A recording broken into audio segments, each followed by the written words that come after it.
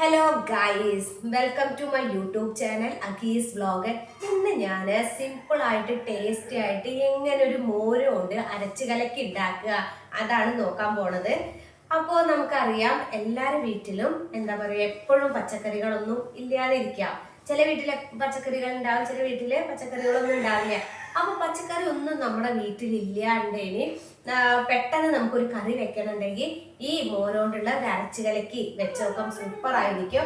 അതിനാവശ്യമായ സാധനങ്ങൾ പറഞ്ഞിട്ടുണ്ടെങ്കിൽ മോരെടുത്തിട്ടുണ്ട്, അതുപോലെ തന്നെ നാളികേരത്തിന്റെ ഒരു മുറി ചിരകിയത്, പിന്നെ ആവശ്യത്തിന് ഉപ്പ്, ഒരു സ്പൂണ് മഞ്ഞൾപ്പൊടി, 2 സ്പൂണ് മുളക് പൊടി, പിന്നെ വെളിച്ചെണ്ണ, പിന്നെ വെള്ളം ആവശ്യത്തിന്.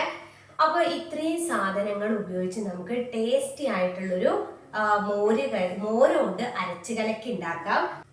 ആദ്യം നമുക്ക് ചിരകിയ നാളികേരം നല്ലോണം അരച്ചെടുക്കുക. നമ്മളപ്പോ വീട്ടിലിപ്പോ എപ്പോഴും പച്ചക്കറികളൊന്നും ഉണ്ടായി വരില്ല, ചില വീട്ടിലുണ്ടാവും കേട്ടോ, മൊത്തത്തിലല്ല ഞാൻ പറയുന്നത്. അപ്പോൾ ആ ഒരു സമയത്ത് നമുക്ക് എന്ത് കറി വെക്കുമ്പോൾ ഒക്കെ നമുക്ക് എന്താ കറി വെക്കുക എന്നുള്ളത്, ആരെങ്കിലും വിരുന്ന് വന്നോ അങ്ങനെയൊക്കെ ആണെങ്കിൽ ഈ ഒരു കറി നമുക്ക് വെക്കാം, അടിപൊളിയായിരിക്കും, നല്ല ടേസ്റ്റും ഉണ്ടാവും. അത് നല്ലോണം അരച്ചെടുക്കുക. നല്ലോണം അരഞ്ഞു വന്നിട്ടുണ്ട്. പിന്നെ ഇതില് മുളക് ഉണ്ടെങ്കിൽ, പച്ചമുളക് ഉണ്ടെങ്കിൽ അതും ചേർക്കാട്ടോ, അപ്പോഴും കുഴപ്പമൊന്നുമില്ല.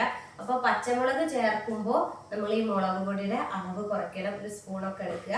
അങ്ങനെ എരിയുള്ളവരാണെങ്കിൽ കുഴപ്പമില്ല, 2 സ്പൂണും 2 മുളകോ 3 മുളകോ ഒക്കെ എടുത്ത് ചെയ്യാവുന്നതാണ്. അപ്പൊ നമുക്ക് ഒരു കറി ഉണ്ടാക്കാൻ പോവാം.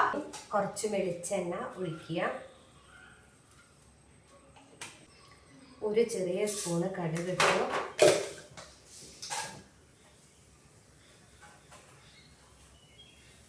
കടുക് ഒന്ന് പൊട്ടിയിട്ട് കറിവേപ്പിലിടാം.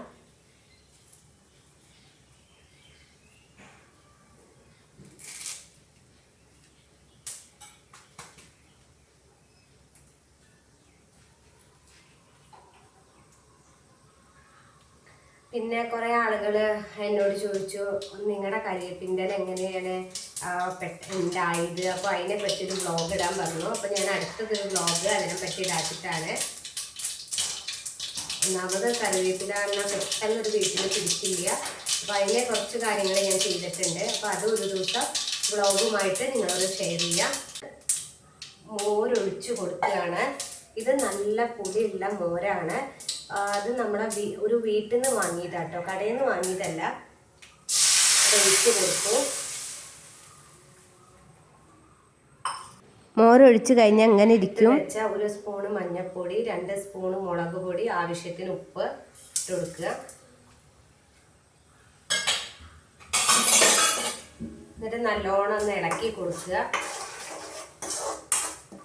നല്ല തിളയ്ക്കണ്ട കേട്ടോ, ഒന്ന് ഇളക്കി കൊടുത്തിട്ട് ഗൈസ് നല്ല 2 ഗ്ലാസ് വെള്ളം ഒഴിച്ചു കൊടുക്കുക.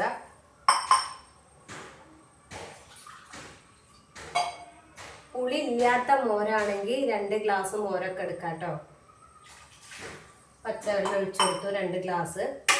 നല്ലോണം ഇളക്കി. അപ്പോൾ ഗൈസ്, അപ്പോൾ നമുക്ക് ഇതിലേക്ക് ഒന്നും കൂടി ചൂടായി വരട്ടെ, എന്നിട്ട് അരച്ച് വെച്ച തേങ്ങ ചേർക്കാം. തിളച്ച് വന്നു. എന്നിട്ട് നമ്മൾ അതിലേക്ക് നാളികേരം അരച്ച് വെച്ച് ചേർക്കുകയാണ്.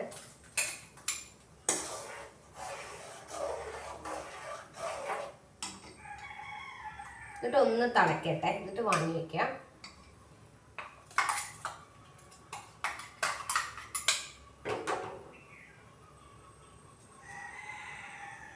നാളികേരം ഒഴിച്ചു. അപ്പോൾ നല്ലോണം ഒന്ന് തിളച്ച് വരട്ടെ, എന്നിട്ട് വാങ്ങി വയ്ക്കാം.